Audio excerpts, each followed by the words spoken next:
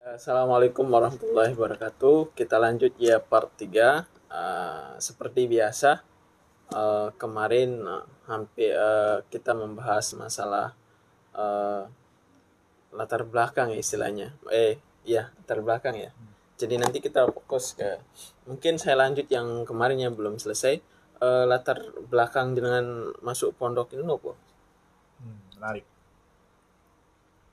Kalau boleh jujur, kenapa kok Iya. saya benar-benar kenal Tebu Ireng dan itu karena film. Tahu kan film Sang Film Kiai. Sang Kiai. Itu benar-benar apa ya, merubah mindset saya gitu. Jadi waktu saya di MTS kan saya nggak mondok kan. Itu ada teman saya itu mondok di sekitar sekitar di situlah.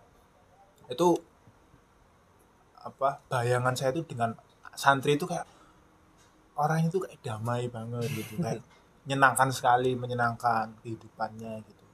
Sudah dari kecil sudah mandiri gitu. Karena jujur aja emang waktu dulu saya MTS kan ya main HP juga setiap hari, ya belajar ya gini tentunya, tapi lebih banyak mainnya gitu loh, main HP dan lain sebagainya. Tapi ketika saya ditanya di kehidupan santri, dia nggak bawa HP, dia kerjaannya ngaji, belajar Al-Quran. Wah, itu yang sebenarnya saya juga pengen kayak gitu, cuman karena saya istilahnya dalam tanda kutip kalah dengan keadaan harus seperti ini, akhirnya saya menjalani hidup yang apa ya, saya itu nggak bahagia gitu, hidup kok gini-gini tuh. Sekolah apa ya, sekolah Tapi gitu tuh lah. untuk masalah ampun Ustaz, untuk masalah ekonomi ada nggak? Apanya? Artinya ketika ya tadi kan ada keinginan mondok, Hah? mungkin tidak masalah dengan ekonomi. Alhamdulillah. Jadi Tidak, nggih. waktu itu kok kebetulan banget tahun itu film itu keluar gitu. Nah, Saya sebelumnya emang udah istilahnya ngefans dengan Mbah Hasyim Asy'ari lah, Hasyim. cuman ya sekedar tahu bahwa itu pendiri NU gitu aja. Kemudian lihat filmnya dengan adegan-adegan yang wah luar biasa banget orang ini, kan pahlawan tapi juga ulama, Pendiri menjalan NU. apa, menasihati santrinya untuk jamaah dan lain sebagainya. Itu saya pengen mondok. Akhirnya waktu setelah nonton film itu, saya ngomong ke bapak saya, Pak, saya pengen mondok di Tebu Ireng. Langsung spesifik Tebu Ireng gitu. Tebu Ireng. Bukan hanya saya pengen mondok nanti pondoknya di mana, spesifik Tebu Ireng. Dan alhamdulillah kedua orang tua saya mendukung, dan langsung waktu itu juga bahwa saya mencari info-info tentang Tebu Ireng, dan alhamdulillah masih membuka pendaftaran, dan di situ juga langsung pendaftaran. Dan nggak tahu kenapa ya, padahal saya bukan alumni pondok loh, nggak pernah tahu kitab kuning lah bahasanya, tapi masuk ke situ lolos gitu loh. Jadi nggak ada halangan, nggak ada harus kemudian Tapi ada tes kita kemarin. ada tes kitab, ada tes kalau semuanya ada Bisa, ya sebagai ya nggak bisa. Tapi nggak tahu kenapa kok bisa masuk ya, lulus masuk aliyah itu. Ya, kayaknya ini memang dunia seperti ini, memang hasilnya Allah itu memberikan hidayah melalui film ini tadi, dan kemudian memberikan kemudahan saya, dari kemudian orang tua sangat menyetujui, sangat mendukung ketika masuk, nggak banyak ada hambatan gitu. Jadi dan alhamdulillah waktu itu ya, waktu saya daftar di anu itu saya ketemu Gusola. Jadi nggak tahu kenapa bapak saya ngomong ke satpam waktu itu untuk mau ketemu Soan. pengasuh gitu, mau soan gitu. Kan biasanya Gusola nggak ada kan ya, biasanya beliau sibuk, kalaupun ada di rumah juga nggak mudah menerima tamu lah, tamunya kan tokoh-tokoh nasional biasanya. Tapi waktu itu beliau terbuka dan oh iya monggo. Itu saya udah mau pulang, ini udah masuk mobil, udah mau pulang, tiba-tiba Ya salah. Satam Pak Ahmadi, Nah, ini Gusola ada di dalam dan bersedia menerima tamu. Oh iya, betul nanti lagi, ayo. Akhirnya masuk ke situ dan benar-benar dijamu langsung oleh Gusola dan Nyai Farida waktu itu. Dan saya itu belum masih tes kayaknya, belum pengumuman. Itu juga bapak saya minta doa dari beliau. Dan alhamdulillah foto kemudian pulang. Wow, itu benar-benar macam pengalaman yang benar-benar nambat banget. Wah, artinya kan semuanya dipermudah ya, Ya, dari semuanya mulai dipermudah. pemberangkatan. Dari mulai saya dapat hidayah tes. untuk Tebu Ireng, berangkat, tes, dan kemudian bertemu dengan pengasuh, diminta doa, dan akhirnya masuk Tebu Ireng. Itu dan itu tidak terpikirkan sama nggak sekali. terpikir sama sekali. Jadi memang alurnya memang seperti itu ya. Saya kebayang kalau misalkan waktu itu filmnya belum ditayangkan, mungkin saya Mungkin nggak. mungkin bisa jadi kan. Dan itu film ditayangkan itu memang baru di share di ini kayak YouTube apa pripun? Waktu itu saya nonton di kaset. Oh, berarti udah ada kasetnya dijual. Udah ada kasetnya. Itu masih DVD berarti. Iya, cuman itu masih pakai kaset, masih DVD. Berarti memang istilahnya kan untuk tayangnya udah lama, tapi untuk membuat kasetnya tuh mungkin baru beredar Lah waktu enggak itu. tahu itu film tahun berapa sih, cuman yang jelas waktu tahun 2016 itu berarti kan. 2016 saya baru nonton lah intinya. 2016. Dan itu nonton langsung kepikiran The Wirang. Kepikiran langsung dengan bayangan saya dengan tadi teman saya santri yang sangat menyenangkan sekali ketika dilihat dan kehidupannya kayaknya benar-benar menyenangkan, dan kemudian bayangan saya itu tervisualisasikan dengan sempurna di film Sang Kiai itu gitu. Wah, santri seperti ini. Di mana kehidupan itu tanpa HP, tanpa apa, tanpa pokoknya benar-benar untuk ngaji, untuk benar-benar ngaji dan kehidupan banyak temannya di situ. Intinya terlepas dari kehidupan keduniawian lah gitu, yang istilahnya udah bosen banget saya kayak gitu. Ketika pengen merasakan kehidupan yang ada berbeda gitu, ya, yang berbeda gitu. tanpa HP-HPan Tanpa gitu. HP. Terus awal masuk jenengan tuh yang jenengan rasakan tuh apa? Ketika masuk pondok, baru mulai mungkin mos Pak. Nah. Artinya itu sudah, artinya jenengan tuh kepikiran, alhamdulillah kok saya bisa seperti ini sekarang. Itu ada kepikiran ya? Iya. Yang jelas pertama saya masuk, kok nggak kayak di film ini. Kok nggak kayak di film itu. Ini gede-gedenya udah besar-besar kan. Oh iya, jelas itu film tahun biyen saya ini jelas beda. Dan Semuanya berubah soalnya ya. Nah, semua masuk ke situ menemukan teman-teman banyak dan temannya asik-asik semua, akrab-akrab semua, dan ya intinya wah ini benar-benar kehidupan yang sangat-sangat saya dambakan ini benar. Dari tapi kan masuk mosbah, dari semacam-macam itu benar-benar kayak setiap harinya itu saya merasakan kebahagiaan yang bertambah dan merasakan kayak benar-benar hidup ya? Gitu loh, benar-benar hidup gitu. Hidup itu benar-benar terkendali banget gitu loh. Nggak kayak dulu-dulu. Tapi tidak pernah terpikir, artinya biasanya saya bareng orang tua, manggan bareng orang tua, ada rasa sedih. Tentu ada ketika ada awal-awal. Kangen itu ada ya. Merasa beda. Kok gini ya. Makanya itu bagian-bagian ketika istilahnya dalam saya intinya lebih bisa beradaptasi lebih cepat gitu loh, nggak kemudian harus nangis lah atau enggak. Ya waktu kalau lagi kangen ya nelpon gitu. Yang jelas intinya bahagia sih. Intinya bahagia di situ. Benar-benar menemukan kehidupan gitu. Waktu ini dulu pembinanya siapa awal pertama? Ustadz Karomi, Zainal Karomi. Oh iya, Ustadz Karomi. Ya yang ngerti saya. Ya ini seangkatannya Ustadz Ubaidillah dulu. Ustadz Karomi. Itu awal pertama kali masuk langsung membina. Di kamar mungkin ini ada mungkin teman-temannya yang kurang enak, artinya ya mungkin artinya kan dalam satu kamar nggak semuanya baik. Itu pernah dijailin gitu atau pernah dijailin nggak sampai? Dijailin bukan dibully lo ya, dijailin. Bully beda lagi ya. Kasih ya, nggak pernah ya, artinya kalau misalkan istilahnya nih misalkan bercanda mungkin tapi kayak keterlaluan gitu. Apa kayak menghina tapi itu lebih ke saya lebih mandang positifnya aja. Jadi ketika ada teman yang asik gitu, yang istilahnya mendukung banget ya, saya alhamdulillah bisa mendapatkan teman yang seperti ini, kemudian menganjurkan saya untuk memaksa saya untuk bersyukur.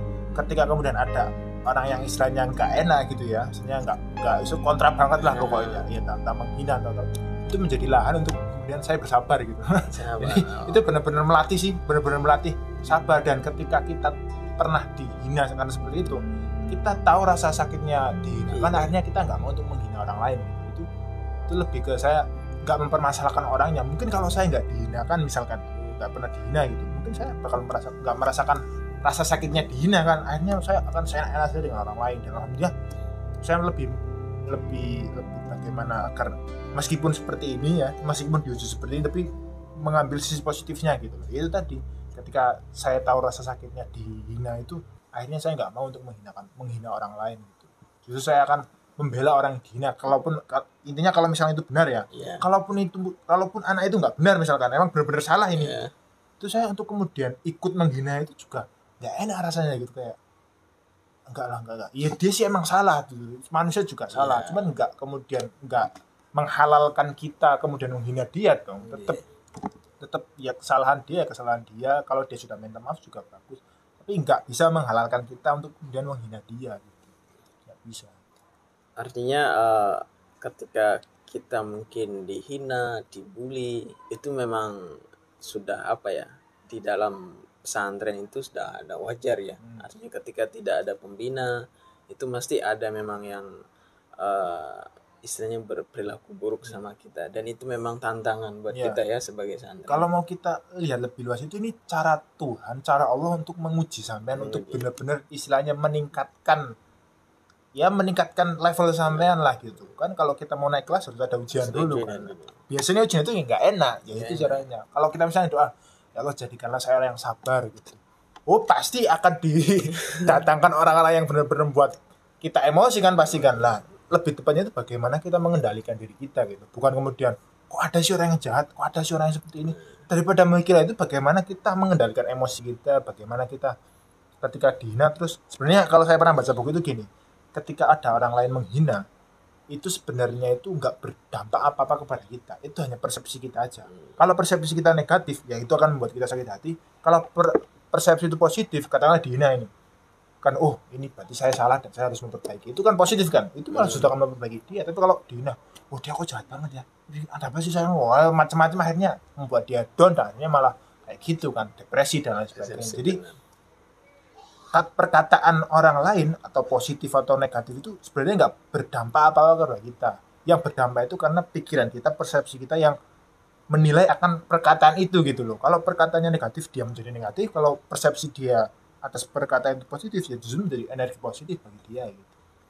Tapi ketika seseorang istilahnya ya bahasanya ngomel, kok aku seperti ini, kok aku dihina terus gini, padahal aku nggak salah. Seolah-olah juga itu kan apalagi dia curhat sama Tuhan ya, sama Allah misal, otomatis dia istilahnya kita bisa bilang seorang ini tuh seuzon sama Tuhan ya. Bisa jadi kan, karena dia ngeluh sama Tuhan, ya Allah kenapa saya dibully, dihina di sini, dan seterusnya. Mungkin ya bisa jadi seuzon sama Tuhan nih ya, atau mungkin karena dia belum tahu aja gitu. Biasanya dia bakal tahu suatu saat. Kalau jenis hobi saya kan dengan podcast orang-orang yang hebat gitu lah, yang udah sukses gitu. Itu pasti ceritanya, salah satu cerita pasti dulu dia pernah dibully, dulu pernah dia dihina. Pasti kayak gitu, kayak gitu. Siapa ya? Deddy Corbuzier yang sekarang sukses, itu juga ceritanya dulu pernah dibully juga. Hampir semua orang itu mesti, Raditya Dika itu kayaknya hampir semua itu orang pernah merasakan susah gitu loh bahasa. Iya benar. Iya benar. Jadi intinya kan pengusaha sukses itu pasti merasakan yang namanya bulian, betul. Yang namanya ujian, yang mana hina. Iya, kalau kita mau pandang positif bahwa itu cara Tuhan untuk mendidik sampean biar kuat gitu loh. Kalau nggak diginikan sampean merasa dimanjakan, merasa punya enak-enak atau lah bahasanya gitu. Justru dengan dihantam kayak gitu itu benar-benar wah, nah ini ya itu tuh. Saya kira itu memang cara Allah, cara Tuhan untuk benar-benar mendidik kita ya, dengan cara seperti itu gitu. Intinya seperti itu ya para santri, para audiens khususnya umumnya ya. Jadi jangan pernah menganggap hinaan itu adalah ujian ya dari Tuhan. Enggak. Artinya ketika kita menganggap ujian itu dari Tuhan, istilahnya kayak hinaan tadi, berarti kita seuzon sama Tuhan ya. Artinya itu ujian dari Allah dong, benar. Ujian kita lolos enggak ini gitu kan, benar ujian kan berarti kan, ketika kita mendapatkan masalah. Ya saya perbaiki, maksudnya gini, ketika tadi yang saya bilang, ketika kita memang benar ujian dari Tuhan, dari Allah, tapi ketika kita curhat artinya kan tidak ada lebih kalau kita kemudian menyalahkan Tuhan atas kejadian ini, kita dihinakan, kita direndahkan, itu baru suudon ya. Gitu. Karena kan ini justru ini cara Tuhan atau ekspresi Tuhan sayang kepada sampean, biar nanti sampean ketika dewasa tuh benar-benar tahan banting gitu loh. Jadi lebih ke kalau kita menganggap bahwa ketika dihinakan gitu, oh Tuhan nggak adil loh. Itu yang suudon, itu yang suudon. Mungkin seperti itu ya. Jadi ketika kita bilang, artinya kita membedakan mungkin ya, oh kenapa si A tidak dibully, kenapa saya aja yang dibully, itu otomatis kan bisa dikatakan suzon kan, karena mempertanyakan padahal itu adalah teguran atau didikan dari Allah ya, Betul. supaya sampean itu bisa menjadi orang-orang yang sabar. Betul. Ketika sampean sabar, insya Allah akan istilahnya capaian atau keinginan sampean insya Allah akan terijabah, terkabul. Untuk ini Ustadz, mungkin kita bukan bahas itu lagi, insya Allah sudah paham semua. Untuk keseharian jenengan itu apa saja selama ini? Artinya mungkin sekarang kesehariannya Sekarang lebih ke saya mencoba lebih produktif ya, mencoba lebih produktif, apalagi dengan situasi seperti ini tuh benar-benar mendidik saya untuk bagaimana kita tahu PHBS ya, bagaimana berperilaku hidup bersih dan sehat. Saya akhir-akhir ini lagi benar-benar ingin menerapkan itu sih, benar-benar ingin hidup sehat. Nah, dari pagi tentu subuh, kemudian ngaji Quran, ya sedikit belajar baca-baca buku, karena pagi itu buat baca buku itu benar-benar fresh gitu, apalagi didampingi kopi itu, nikmat banget ya. Kemudian pagi ya saya menamakan ini magical morning routine, semacam rutinitas pagi yang rutinitas keajaiban pagi gitu. Saya menamakan kegiatan itu. Jadi ya kegiatan saya hanya 30 menit kok, untuk jogging, lari-lari atau warm up, pemanasan, untuk olahraga. Itu pokoknya benar-benar pengen pagi itu kayak olahraga gitu. Kalau ada kuliah ya berarti saya olahraganya lebih pagi, atau kalau kuliahnya pagi berarti saya olahraganya lebih siangan, jam 10-an lah kuliah ya. Pokoknya nggak sampai siang banget lah, maksimal jam 10. Jadi pagi itu benar-benar saya pengen buat olahraga, dan makan saya juga pengen lebih baik lagi, kayak teratur ya teratur, makan buah tambahan. Selain itu lebih ke belajar semuanya. Belajar. Ya, kalau mau di pondok, kalau mau di UKKLP gitu ya, itu anggap saya kerja lah. Cuman lebih ke fokus siang ya, belajar, sore belajar, malam ngajar kan, kasus Isya ini habis itu ya belajar lagi. Terus belajarnya dengan cara yang berbeda-beda, baik itu kadang baca buku, atau kita terbuka dengan teknologi ya. YouTube itu isinya podcast bagus-bagus, yang dengerin podcast kadang-kadang biar kita wawasannya lebih luas dan belajar ya. Juga saya juga ngaji-ngaji itu di YouTube, ngaji-ngaji di YouTube saya banyak kan. Kalau kosong di kuliah enggak, ya juga kuliah juga belajar. Kuliah kemudian ada kuliah sendiri, maksudnya ngaji sendiri gitu di depan laptop di YouTube gitu. Ada lah banyak, ada dari Gus Baha, ada Gusmus, Pak Fadil Faiz, Pak Quraish Shihab, KNU gitu. Ya, pokoknya banyak lah di situ pilihan-pilihan. Ya, kesehariannya seperti itu sih. Ya karena passion saya itu memang di belajar mengajar, akhirnya bagaimana setiap hari ini saya produktif dan bahagia ya belajar mengajar gitu. Ya. Tapi ada rasa malas nggak? Tentu ada rasa malas, itu ada. Cuman bagaimana kontrol malasnya itu kan harus benar-benar dipaksa. Nanti ketika terus dipaksa itu justru malah yang tadinya itu harus ada usaha untuk kemudian melakukan itu nggak ada usaha. Jadi ya emang wayai belajar saya, wayai maca buku saya, wayai kuliah, jadi nggak ada paksaan. Justru ketika saya kok nggak melakukan ini, cuma nggak enak gitu. Nah ini kan justru lebih baik kan ya. Yang dulu ketika harus melakukan sesuatu harus belajar itu dengan paksaan, harus nggak enak. Ini justru ketika meninggalkan itu malah nggak enak gitu. Jadi di malam itu saya mikir, saya biasanya buat to-do list gitu. Pagi ini apa, siang apa, sore apa, malam apa. Kalau ada yang belum saya centrain itu pasti rasanya nggak enak gitu. Rasanya rasanya ketika kita meninggalkan memang yang sudah terbiasa kita kerjakan tuh jadi kok ada yang ketinggalan gitu. Betul, nggak enak pasti. Jadi intinya kita bisa itu karena terbiasa gitu. Betul. Bisa nggih? Ya. Seperti itu. Alhamdulillah ya itu kebiasaan saya ini dididik dari pondok gitu. Pondok kan pagi sekolah, setelah itu ngaji, habis itu ngaji lagi. Seperti itu kan. Akhirnya kebiasaan. Lah ini juga saya kira bagi santri ya. Manut aja apa kata pondok gitu. Manut aja atau ikuti aja apa program pondok gitu. Saya juga kadang dulu mikir, ini program gunanya apa ya? Atau mikir, ini apa sih?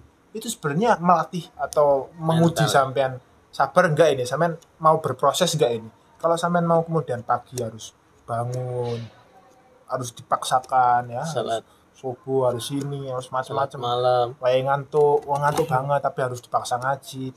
pagi sekolah, sore wae kesel-kesel istirahat ya harus ngaji lagi, tahajud. Wah, Dan- sampai malam. Akhirnya 3 tahun dibiasakan seperti itu, akhirnya untuk Terbiasa. tahun keempatnya nggak seperti itu, nggak enak akhirnya gitu loh. Jadi alhamdulillah banget itu ketika kita bisa memaksimalkan waktu mondok kita dengan pokoknya mengikuti apa program pondok, ikuti semuanya lah.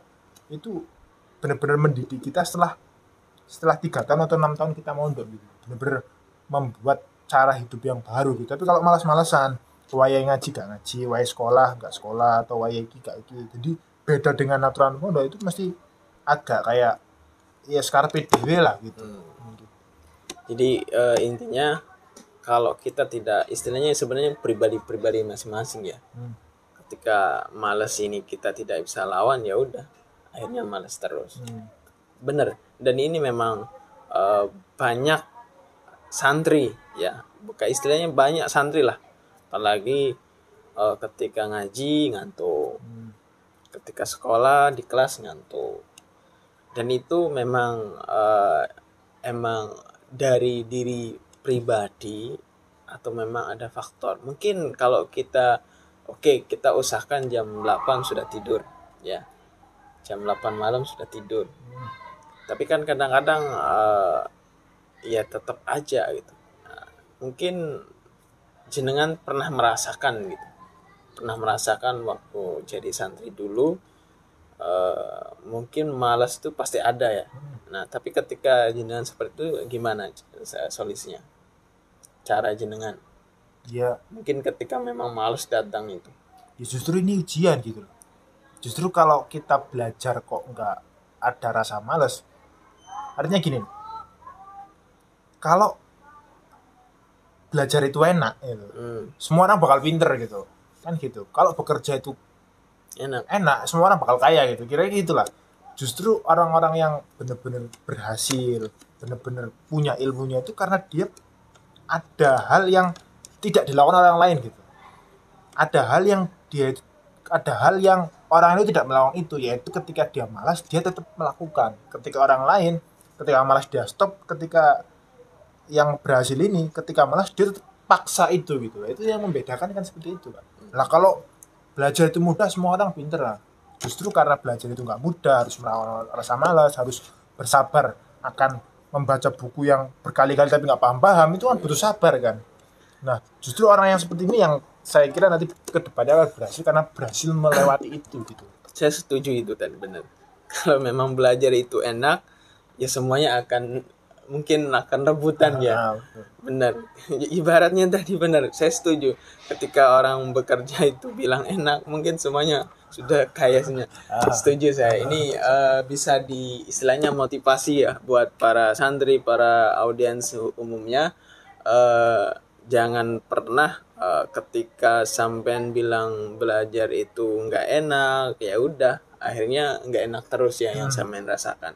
Tapi ketika sampean udah istilahnya ikuti aja, walaupun nggak enak kita tetap bilang enak. Tapi nanti kedepannya Ya, hasilnya yang kita capai nanti insya Allah bermanfaat untuk kalian semua. Mungkin itu aja nggih Ustaz pertemuan malam hari ini. Insya Allah nanti kalau ada usul atau saran dari para audiens, para santri umumnya, mungkin nanti bisa tulis di kolom komentar. Mungkin apa yang kita bahas, insya Allah kita akan bahas nih untuk sarannya. Baik, jangan lupa like, share, and comment, dan subscribe di channel saya, Sahabat Umay. Mungkin Ustadz bisa kasih motivasi yang biasa terakhir. Motivasi atau mungkin 2 kalimat gitu. Biasanya ada buat para santri, para audiens umumnya pada pertemuan kali ini. Apa ya? Motivasi 2 kata. Ya nggak apa-apa, mungkin apa aja itu. Ada Tan Malak itu pernah bilang gitu. Nggak apa-apa. Bagus. Terbentur, dan akhirnya terbentuk. Terbentuk. Harus terbentur dulu. Terbenturnya berapa kali tuh? 3 kali. Tiga kali. Kalau Tan Malak bilang 3 kali, harus terbentur dulu, terbentur lagi, dan terbentur lagi. Akhirnya dia akan terbentuk. Itu tadi kata-kata siapa? Tan Malaka. Tan Tan Malaka, pahlawan nasional. Oh, Tan Malaka. Jadi itu ya motivasi dari beliau, sedikit tapi ini apa namanya, luar biasa lah itu. Baik, sekian. Assalamualaikum warahmatullahi wabarakatuh. Waalaikumsalam warahmatullahi wabarakatuh.